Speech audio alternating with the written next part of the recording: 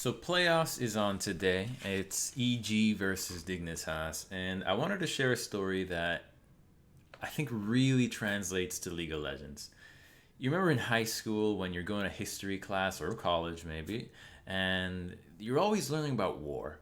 And whether it's about these great generals or tactics, strategies, and all these ways to outmaneuver your opponent, or these great conquerors that just moved armies from one side of the world to another and set entire legacies for decades to come.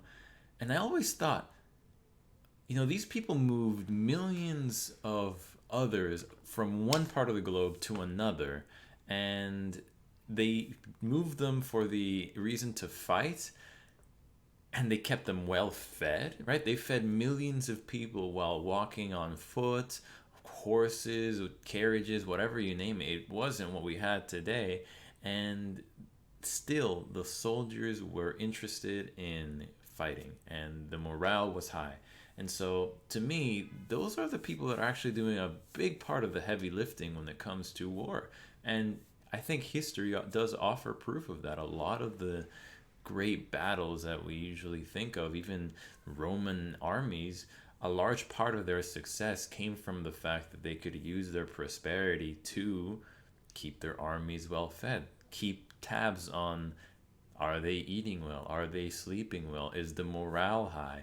And all these are the elements that prepared them for the actual battle, because they're not fighting every day for years. They're mostly resting, moving, and preparing for the fight. Because you either show up and die or you show up after resting, which takes quite some time. So I think that there's a lot of value that is not seen inside a game of League of Legends, but I think nonetheless is quite present, and it comes from the organizations and the management towards the players, because for the large part of the year you're not actually playing stage games. You actually are prepping, you are living, you are staying up to date with your mechanics of the champions, etc. And so a large part of it does come down to managing the day to day. And it's a grind, it's a long split, especially if you're winning.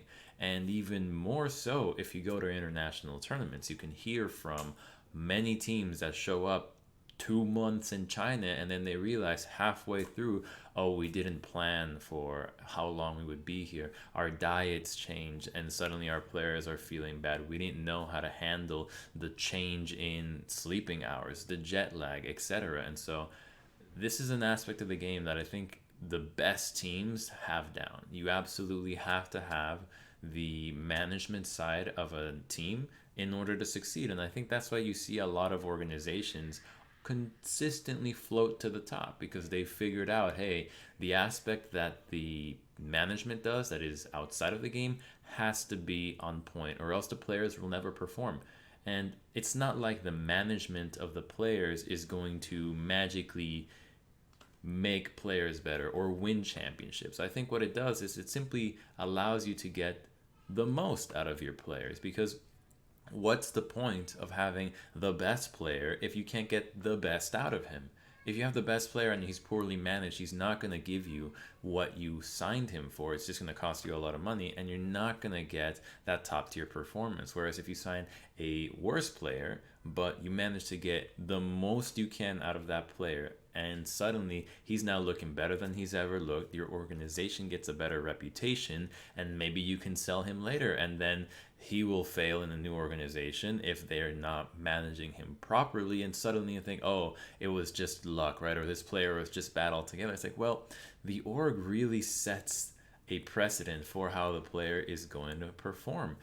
I think the organization sets expectations big time, and it's not for the coaching staff and the players entirely to live this way. I think that the players are within an org, and it's not like it's only the coach who they interact with. And you hear this from many players who join top tier organizations, who they only join because they understand the excellence that is expected of them. And these teams consistently perform because they've done a good job over the years of building that reputation, of signing only people who want to engage in that. And I think that helps them because everyone has an idea that is following a single mission to win, and the resources are given to achieve that. And today, this weekend, playoffs.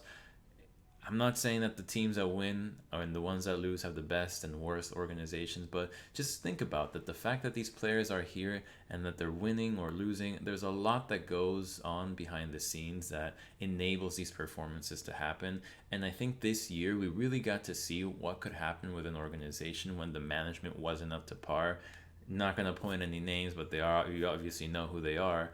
And I think that's something that I hope in the future we start to see really be addressed, because the orgs do so much for determining the performance of the players that I think it's about time that we really start to look within the teams and see what it is that they're doing that is preventing North America from succeeding, or rather what they could be doing more or what they could be changing to make sure that we get the most out of our players. Because I think that right now, not everyone, we're not really getting the best out of every single player. And we're always talking about how do we develop players? How do we develop the talent? Well, what about developing the side that has to handle the talent? Right? What about developing the systems that ensure that anybody who comes in can leave a better player? I think that is where we should really be turning our eye to, and those will probably yield the better results for the future to come. So, those are my thoughts, and what are yours? Also, enjoy the games. I think EG will win though, 3-0.